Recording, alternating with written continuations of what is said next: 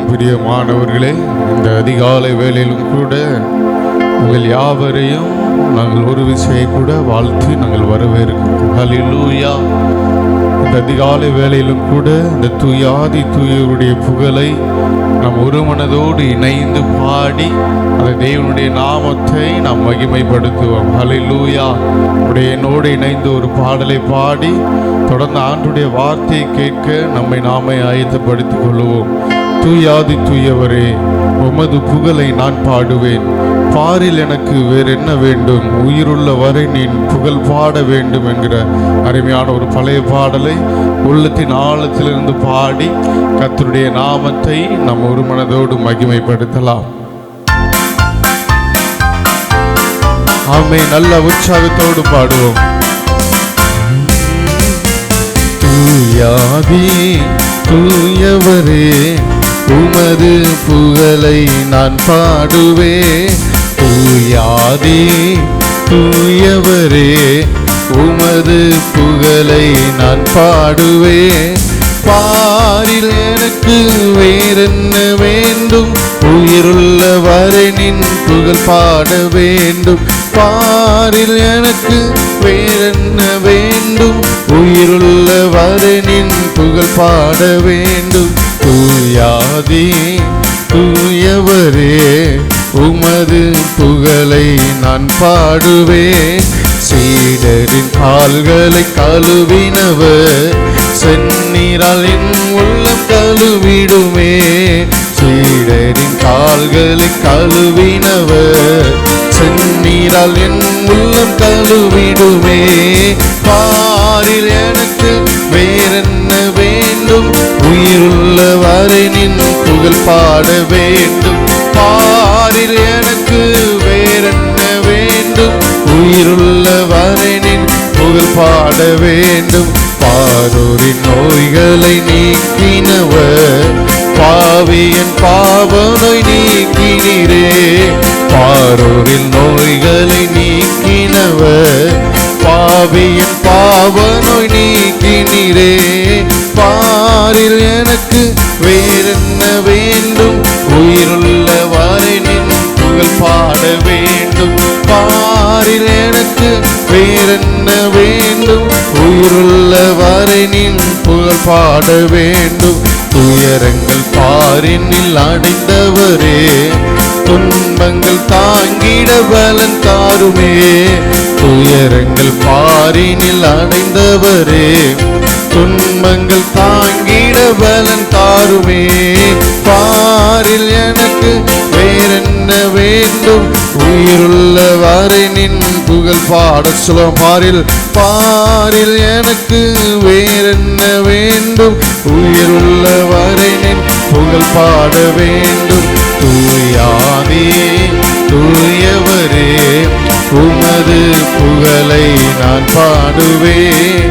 தூயாதி தூயவரே, உமது புகழை நான் பாடுவேன்.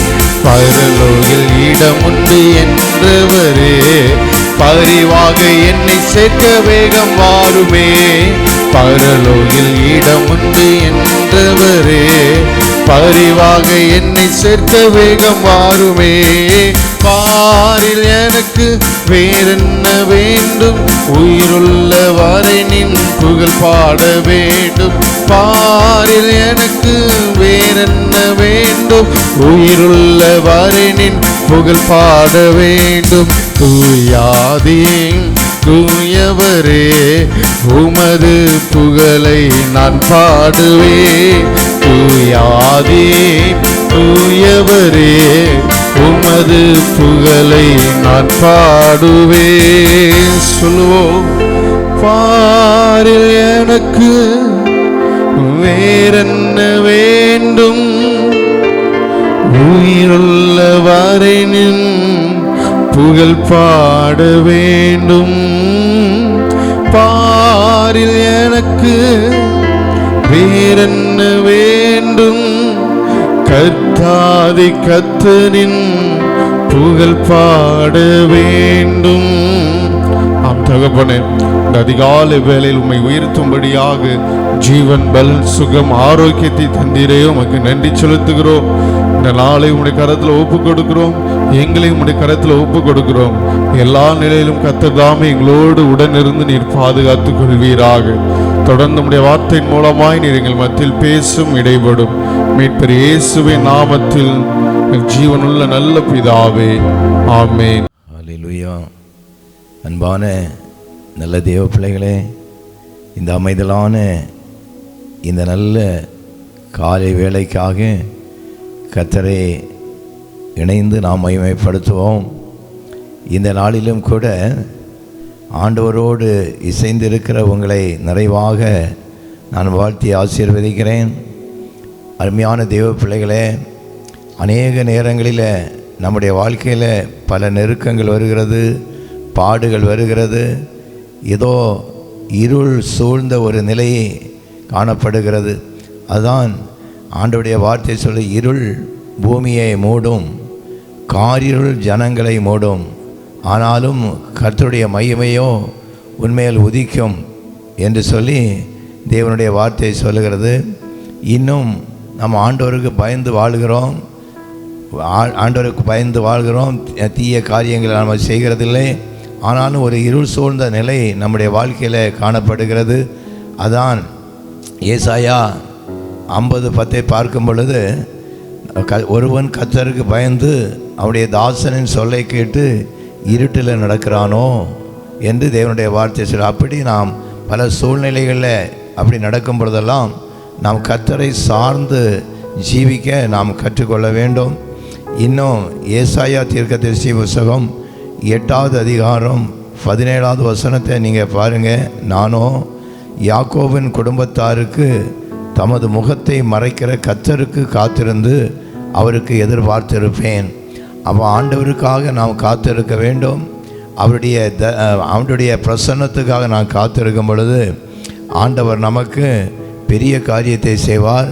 நமக்கு மட்டுமல்ல, நம்முடைய சந்தானங்களுக்கும் மற்றவர்களுக்கும் பெரிய காரியத்தை செய்வார். அதான் அந்த ஏசாயா தீர்க்கதரிசி 8வது அதிகாரம் 18வது வசனம் சொல்லுகிறது, இதோ நானும் கர்த்தர் எனக்கு கொடுத்த பிள்ளைகளும் சீயோன் பர்வதத்தில் வாசமாயிருக்கிற சேனைகளின் கர்த்தரால் இஸ்ரவேலில் அடையாளமும் அற்புதமாக இருப்போம்.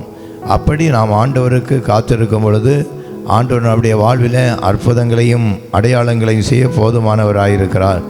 கீழே வசனங்களை பாருங்கள். இப்படி நெருக்கங்கள் வரும்பொழுது அநேகர் சொல்லக்கூடிய வார்த்தைகள், அவர்கள் உங்களை நோக்கி அஞ்சனம் பார்க்கிறவரிடத்திலும் முணுமுணு என்று ஓதுகிற குறிகாரிடத்திலும் விசாரியுங்கள் என்று சொல்லும்பொழுது, ஜனங்கள் தங்கள் தேவனிடத்தில் விசாரிக்க வேண்டியதல்லவோ என்று சொல்லி, நீங்கள் உயிருள்ளவளாகிய நீங்கள் செத்தவனிடத்தில் விசாரிக்கலாமோ என்று தேவனுடைய வார்த்தை சொல்லுது. அருமையான தேவ பிள்ளைகளே, ஒவ்வொரு காரியத்தையும் நாம் தேவனிடத்தில் விசாரித்து, ஆண்டவரே இந்த பிரச்சனைக்கு காரணம் என்ன, நான் என்ன செய்ய வேண்டும் என்று சொல்லி ஒவ்வொரு நாளும் தேவனிடத்தில் விசாரிக்கிறவர்களாய் நீங்கள் காணப்பட வேண்டும்.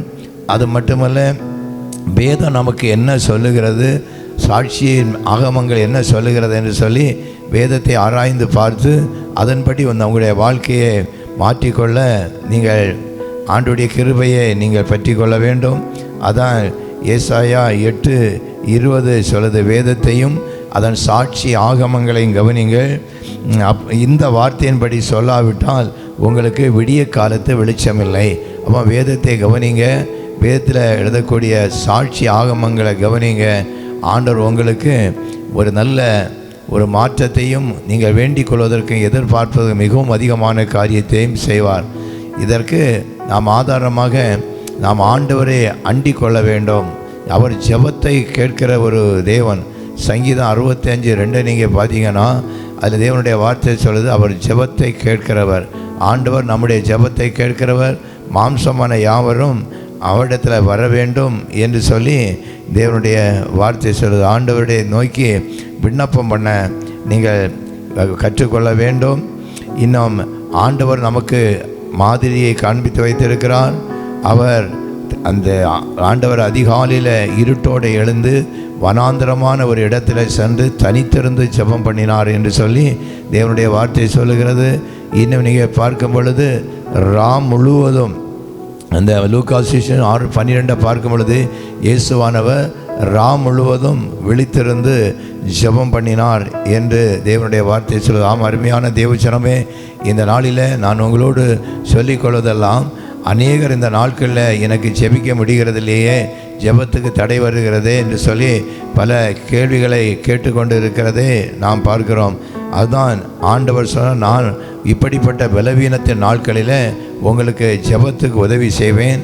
நீங்கள் எப்படி ஜெபிப்பதென்று தெரியாது இருக்கிற வேளையில் ஆவியானவர் தாமே வாக்கு கடங்கா பெருமூச்சோடு உங்களுக்காக விண்ணப்பம் பண்ணுவார் என்று சொல்லி ரோமர் நிருபம் 8வது அதிகாரம் 26வது வசனம் சொல்லுது. அருமையான தேவ பிள்ளைகளே, ஆண்டவரும் கூட வாக்கு கடங்கா பெருமூச்சோடு நமக்கு உள்ளால செயலாற்றி ஜெபிப்பதற்கு நமக்கு உதவி செய்கிறார்.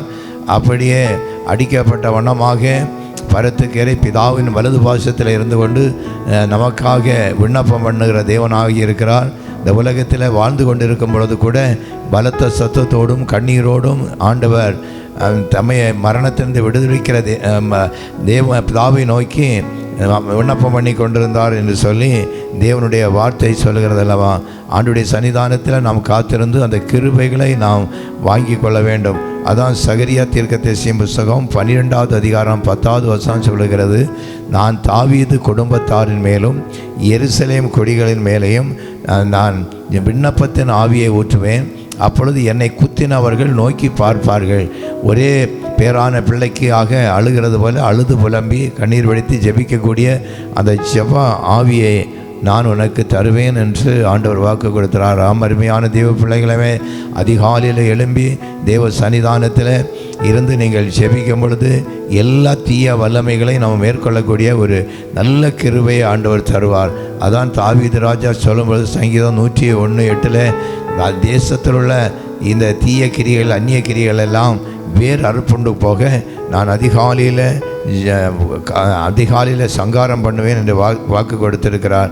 அருமையான தேவ பிள்ளைகளே, அப்படிப்பட்ட ஒரு நல்ல ஜெப ஆவியை ஆண்டவர் உங்களுக்கு தரட்டும். நீங்கள் மார்க்கு சுவிசேஷம் 14:38 படி சோதனைகள் வராதபடி சோதனைக்கு முன்பதாக நீங்கள் விழித்திருந்து ஜெபிக்க நீங்கள் கற்றுக்கொள்ளுங்கள். எப்பொழுதும் இடைவிடாமல் ஜெபம் பண்ணுங்கள்.